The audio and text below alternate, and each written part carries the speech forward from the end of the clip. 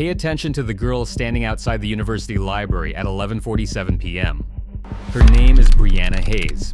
She's 21 years old, a senior at Western State University. She's pulling out her phone to request an Uber home after studying for her chemistry final. The app shows a silver Toyota Camry, license plate JKL4829, driver name Marcus Chen, 4.9 star rating. Estimated arrival, 3 minutes. Brianna has less than 90 minutes left to live, because the man pulling up in that silver Toyota Camry isn't Marcus Chen. He's never driven for Uber in his life. His name is Trevor Baines, 34 years old, and he's been monitoring rideshare requests in this area for 6 weeks, waiting for the perfect victim. A girl alone, late at night. No witnesses. Tonight, he's finally found her. This security footage from the library parking lot would become the last confirmed sighting of Brianna Hayes alive.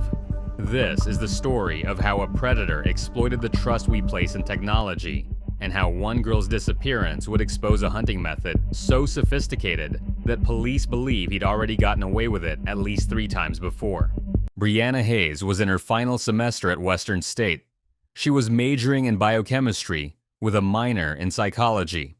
She'd been accepted to graduate programs at Johns Hopkins, Stanford, and MIT. She was brilliant, driven, and careful. Her roommate, Kayla Morrison, would later tell investigators that Brianna was the most responsible person she knew. She always texted when she was leaving campus. She always shared her Uber rides with me through the app. She never walked alone at night. She did everything right. Brianna came from a small town in Iowa. Her parents, David and Susan Hayes, had worked double shifts for years to afford her education.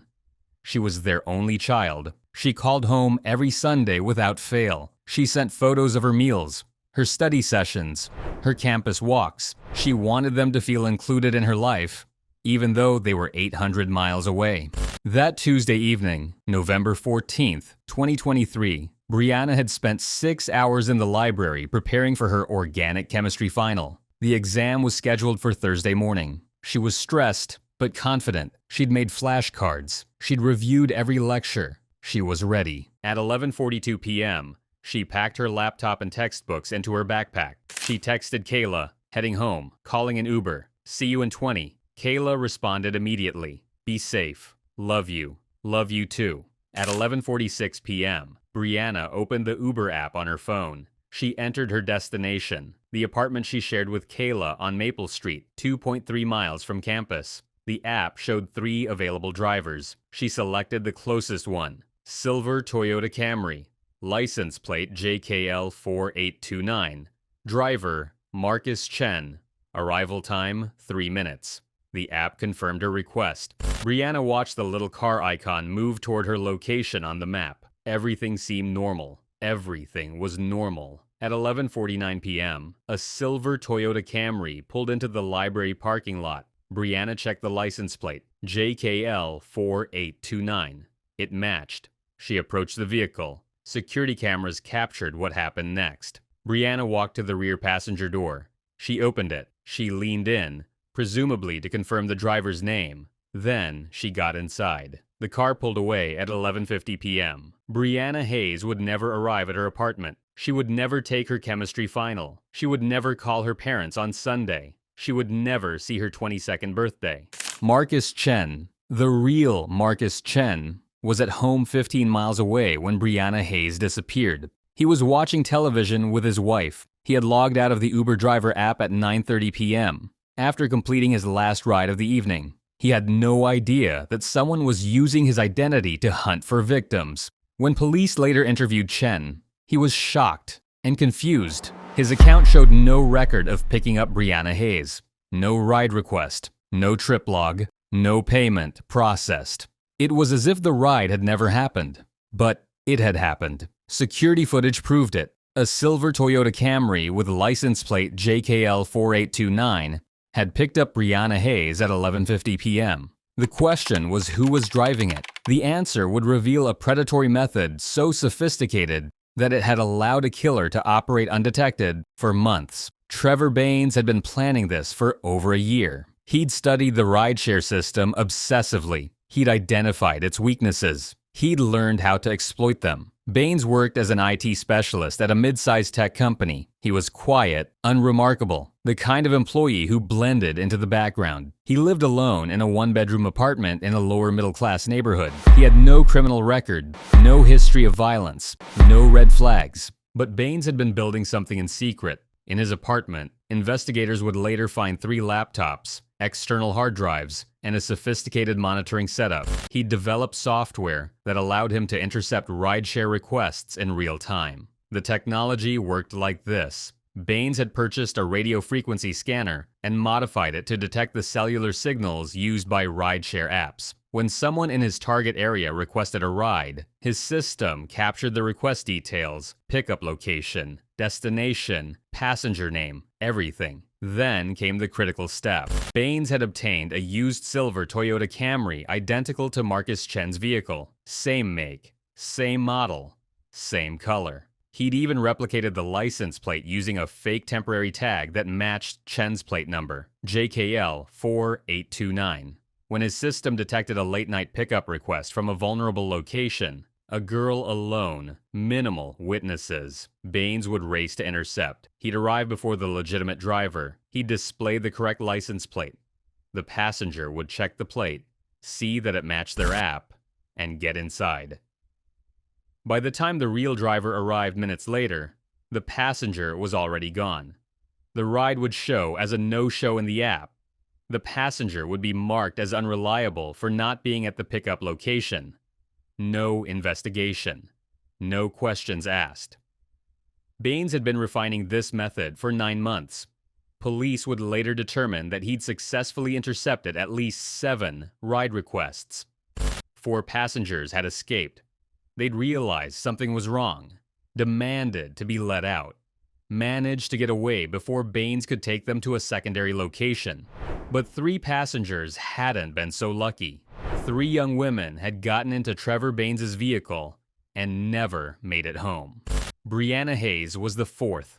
At 11:52 p.m., Kayla Morrison checked the Uber app to track Brianna's ride home. The app showed something strange. The ride had been canceled. No-show passenger was the reason given. Kayla immediately texted Brianna, "Hey, what happened? App says you no-showed?" No response. Kayla called. The phone rang 4 times, then went to voicemail. At 11:58 p.m., Kayla called again. This time, the phone went straight to voicemail. It had been turned off, or the battery had died. Kayla felt uneasy, but not alarmed. Maybe Brianna's phone had died. Maybe she'd requested a different ride. Maybe she'd gotten a ride from a friend. Kayla decided to wait. By 12:30 a.m., Brianna still hadn't come home. Kayla called again. Voicemail. She texted, "Bree, you're scaring me. Please respond." Nothing. At 12:45 a.m., Kayla called campus security. They sent an officer to check the library. The building was locked. The parking lot was empty. No sign of Brianna. At 1:15 a.m., Kayla called the police. The dispatcher took down the information. 21-year-old female. Last seen at university library. Phone going to voicemail. The dispatcher noted that it hadn't been 24 hours yet, but given the circumstances, a late-night disappearance, phone turned off, no history of this behavior, they would send an officer to take a report. Officer Jennifer Park arrived at Kayla and Brianna's apartment at 1:47 a.m. She interviewed Kayla, reviewed the Uber app showing the canceled ride, and immediately elevated the case. "This isn't a girl who decided to stay out late," Park told her supervisor. "Something's wrong." At 2:30 a.m., Detective Raymond Torres was pulled from his bed. He was the lead investigator for the department's missing persons unit, a 15-year veteran with a reputation for thoroughness. He'd worked over 200 missing person cases. Most ended within 48 hours with the person found safe. This case would be different. Detective Torres arrived at the police station at 3:15 a.m. He reviewed the case file. Security footage from the library showed Brianna getting into a silver Toyota Camry at 11:50 p.m. The license plate was clearly visible. JKL 4829. Torres ran the plate. It was registered to Marcus Chen, a 42-year-old Uber driver with no criminal history. Torres had officers bring Chen in for questioning at 4:30 a.m. Marcus Chen was terrified and confused. He insisted he'd been home all evening. His wife confirmed it. His Uber app log showed he'd logged out at 9:30 p.m. His vehicle, the real vehicle with license plate JKL4829, was parked in his driveway. Investigators verified it. The car was cold. It hadn't been driven in hours. Then, who picked up Brianna Hayes? Torres asked. No one had an answer. Torres reviewed the security footage again. He watched frame by frame. The silver Toyota Camry pulled into the parking lot at 11:49 p.m. Brianna approached the vehicle. She checked the license plate. She got inside. The car pulled away. Torres zoomed in on the driver. The angle was poor. The driver wore a baseball cap pulled low, sunglasses despite the late hour, face obscured, but the build was visible. Male. Average height. Medium build. Not Marcus Chen. Chen was shorter, heavier, different body type, entirely. Torres expanded the investigation. He requested traffic camera footage from every intersection between the library and Brianna's apartment. At 11:53 p.m., a silver Toyota Camry was captured heading west on University Boulevard. Wrong direction. Brianna's apartment was east. At 11:58 p.m., the same vehicle was spotted on Highway 42, heading south out of the city. At 12:07 a.m., it exited onto rural Route 16. After that, nothing. No more cameras. The car had disappeared into the countryside at 6 a.m. Wednesday morning, Torres held a press conference. Brianna Hayes' photo appeared on every local news station. 21-year-old university student missing after getting into what she believed was her Uber ride. The story went viral. National news picked it up. Fake Uber driver abducts college student. Within hours, thousands of people were sharing Brianna's photo. Tips flooded in. Over 300 calls in the first 24 hours. Each one was investigated. Each one led nowhere. On Thursday morning, November 16th, 48 hours after Brianna disappeared, a woman named Sarah Mitchell called the police tip line. Her voice was shaking. I think I was almost taken by the same person. Sarah was a 23-year-old graduate student at Western State. On the night of October 22nd, 3 weeks before Brianna's disappearance, Sarah had requested an Uber from the campus gym at 10:45 p.m. A silver Toyota Camry had arrived. The license plate matched her app. She got inside. But something felt wrong immediately. The driver didn't speak, Sarah told investigators. When I said hi, he just nodded, and he wasn't following the route on my phone. I could see the GPS. He was going the wrong way. Sarah had demanded to be let out. When the driver refused, she'd threatened to call 911. She'd pulled out her phone and started dialing. The driver had pulled over abruptly and unlocked the doors. Sarah had jumped out and run. She'd reported it to Uber at the time. The company had investigated and found no record of a ride. They'd told her she must have gotten into the wrong vehicle by mistake. They'd suggested she be more careful checking license plates. Sarah had felt stupid, embarrassed. She'd convinced herself she'd made a mistake. But when she saw Brianna's story on the news, she knew. It was the same vehicle, the same method, the same predator. Detective Torres interviewed Sarah extensively. She described the vehicle, the driver's build, the baseball cap, and sunglasses. She described the route he'd taken before she escaped, heading west toward Highway 42. Torres requested Uber's cooperation in reviewing any canceled or no-show rides from Western State University over the past 6 months. The company complied. The results were chilling. 7 rides had been marked as no-shows, where the passenger had later reported getting into a vehicle that matched their ride details, but then experienced problems. 7 young women, all picked up late at night, all from isolated campus locations, all involving a silver Toyota Camry. 4 of those women had escaped like Sarah Mitchell. They'd sensed danger and gotten out before the driver could take them anywhere. But 3 hadn't reported anything. 3 had simply vanished from the data. The ride showed as canceled. The passengers never filed complaints. Torres pulled missing person reports from the past 9 months. He found 2 cases that matched the pattern. September 8th, 2023. Lauren Phillips, 20 years old, junior at Western State. Last seen leaving the campus recreation center at 11:30 p.m. She'd told her roommate she was calling an Uber. She never arrived home. Her phone was found 3 days later in a drainage ditch near Route 16, shattered beyond repair. Lauren had never been found. June 14th, 2023. Ashley Grant, 22 years old, graduate student at Western State. Last seen leaving the library at 10:45 p.m. She texted her boyfriend that she was getting an Uber. She never arrived at her apartment. Her phone went dead at 11:02 p.m. Ashley had never been found. 3 victims: Brianna Hayes, Lauren Phillips, Ashley Grant, all students at Western State. All disappeared after requesting late-night Uber rides. All last seen getting into silver Toyota Camrys. Torres knew he was dealing with a serial predator, someone who'd been operating for months, someone sophisticated enough to exploit technology, someone careful enough to avoid detection. The question was who? Torres brought in FBI digital forensic specialists.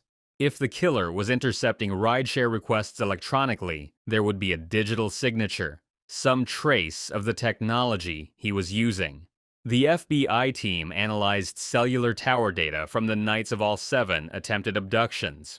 They were looking for anomalies, unusual signals, radio frequency interference, anything that didn't belong. On November 18th, they found it. On each night of an attempted abduction, cell towers near Western State University had recorded brief bursts of RF interference at the exact times ride requests were made. The interference pattern was consistent with scanning technology, the kind used to intercept cellular communications. The FBI narrowed the source. The interference was coming from a residential area approximately 2 miles from campus. They identified 147 homes and apartments in that zone. Torres obtained warrants to review utility records, vehicle registrations, and criminal backgrounds for every resident in that area. One name stood out: Trevor Baines, age 34, IT specialist, lived alone, owned a silver Toyota Camry, different license plate than Marcus Chen's, but same make and model. No criminal record, no prior contact with police. On paper, Baines seemed unlikely, but Torres had learned to trust patterns. Baines lived in the right area. He owned the right vehicle. He had the technical knowledge to build interception systems. Torres requested surveillance on Baines. Undercover officers watched his apartment. They tracked his movements. They documented his routines. On November 20th, Baines left his apartment at 9:30 p.m. He drove to a storage facility on the south side of the city. He entered Unit 243. He stayed inside for 17 minutes. He left, carrying nothing. Torres obtained a warrant for the storage unit. At 6 a.m. on November 21st, 8 days after Brianna Hayes disappeared, investigators cut the lock on Unit 243. Inside, they found a silver Toyota Camry, license plate JKL 4829, a fake temporary tag that matched Marcus Chen's plate number. They found 3 laptops, a radio frequency scanner, multiple external hard drives, and handwritten notes detailing rideshare pickup times and locations. They found a notebook. Inside were names: Lauren Phillips, Ashley Grant, Brianna Hayes, and 3 other names: Women who had escaped before Baines could take them. They found photographs, dozens of them. Women walking alone at night. Women waiting for rides. Women captured without their knowledge. And they found something else. In the trunk of the silver Camry, wrapped in plastic, they found Brianna Hayes' backpack. Her phone was inside, shattered. Her laptop, her chemistry textbook, her student ID. Trevor Baines was arrested at his workplace at 9:15 a.m. He was calm, cooperative. He didn't resist. He didn't ask for a lawyer. He simply said, "I knew you'd find me eventually." The interrogation lasted 11 hours over 2 days. Baines spoke freely. He seemed almost relieved. He'd started monitoring rideshare apps 9 months earlier out of curiosity, he claimed. He'd wanted to see if it was possible to intercept requests. When he realized how easy it was, he became obsessed. "I wanted to prove that the system was vulnerable," Baines told investigators. "I wanted to expose the weaknesses." But that wasn't true. The notebooks told a different story. The photographs revealed his real intentions. Baines had been hunting. He'd been watching women on campus for over a year. He'd documented their routines. He'd identified the ones who traveled alone at night, the ones who used rideshare apps, the ones who were vulnerable. He'd built his interception system specifically to target them. Ashley Grant was the first. June 14th, Baines had intercepted her ride request from the library. He'd picked her up. She'd gotten inside without suspicion. He'd driven her to a remote property he owned in the woods 40 miles outside the city. "What happened to Ashley?" Detective Torres asked. Baines looked down. "She's still there." Lauren Phillips was the second. September 8th. Same method. Same property. On November 22nd, police and FBI agents descended on Trevor Baines' rural property. It was 47 acres of wooded land with a dilapidated barn and no neighboring homes within 2 miles. The perfect place to hide bodies. Cadaver dogs were brought in. They alerted to 3 separate locations in the woods behind the barn. Excavation began at 8 a.m. The ground was soft from recent rain. By 11:30 a.m., they'd found the first body. Ashley Grant, buried 4 feet deep, wrapped in plastic. She'd been dead for 5 months. At 2:15 p.m., they found Lauren Phillips, buried 6 feet deep, wrapped in plastic. She'd been dead for 2 months. At 4:47 p.m., they found Brianna Hayes, buried 5 feet deep, wrapped in plastic. She'd been dead for 9 days. The medical examiner determined that all 3 women had died from strangulation. Baines had used ligatures, thin nylon rope. The deaths would have been slow, painful, terrifying. Forensic evidence from the barn confirmed that all 3 women had been held there before they were killed. Zip ties, duct tape, and DNA evidence linked Baines to the scene. Trevor Baines pleaded guilty to 3 counts of first-degree murder, 3 counts of kidnapping, and multiple charges related to electronic fraud and identity theft. He did so to avoid the death penalty. The prosecutor accepted the plea. Without it, a trial could have taken years. The families wanted closure. Baines was sentenced to 3 consecutive life terms without the possibility of parole. He will die in prison. The case led to immediate changes in the rideshare industry. Uber and Lyft implemented new security features, real-time photo verification of drivers before pickup, in-app emergency buttons directly connected to 911, randomized verification codes that passengers must confirm with drivers before entering vehicles. Western State University implemented a safe ride program. Students can request free campus security escorts 24/7. The university also banned rideshare pickups from isolated areas of campus after dark. Brianna Hayes' family established a foundation in her name. The Brianna Hayes Safety Foundation provides education about rideshare safety and funds research into preventing technology-based predatory crimes. Trevor Baines is incarcerated at Red Onion State Prison in Virginia. He's in administrative segregation for his own protection. Other inmates know what he did. He spends 23 hours a day in his cell alone. He's given no interviews. He's written no letters. He serves his sentence in silence. On what would have been Brianna Hayes' 22nd birthday, Her parents held a memorial service. Over 400 people attended. Friends, classmates, professors, people who'd never met Brianna but were moved by her story. The security footage from the library parking lot remains in evidence. Brianna at 11:49 p.m., checking the license plate, getting inside, trusting that the system worked the way it was supposed to. She had no way of knowing the system had been broken, that a predator had found a way in. She did everything right, and it still wasn't enough.